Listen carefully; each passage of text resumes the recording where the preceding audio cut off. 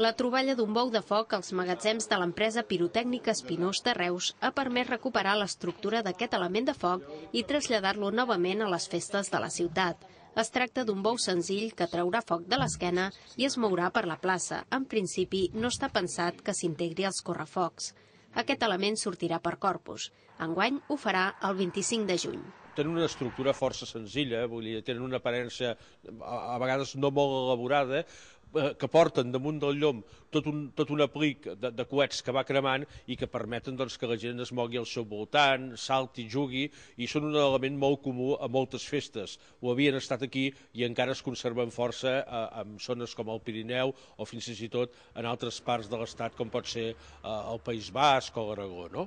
De moment hi ha dues entitats que han estat treballant amb aquestes estructures, el Cuc de l'Orella, que traurà 2 bous, i la Colla del Bou de Reus, que traurà una vedella. D'altra banda, per Sant Pere, hi ha una altra novetat relacionada amb la pirotècnia, i és que es recupera la part dels castells de focs més de terra, amb focs fixes i giratoris instal·lats a la mateixa plaça. Aquest castell de foc més proper al públic es podrà veure a la sortida de completes de la vigília de Sant Pere.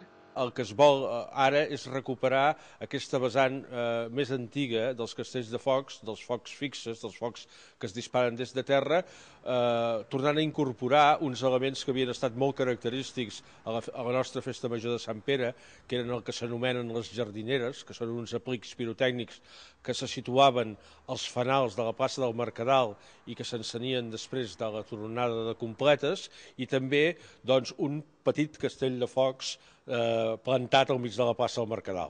D'aquesta manera es recupera un tipus de castell de foc tal com es feia abans i a la vegada es guanya seguretat perquè s'elimina de la plaça un tipus de pirotècnia que comporta més riscos.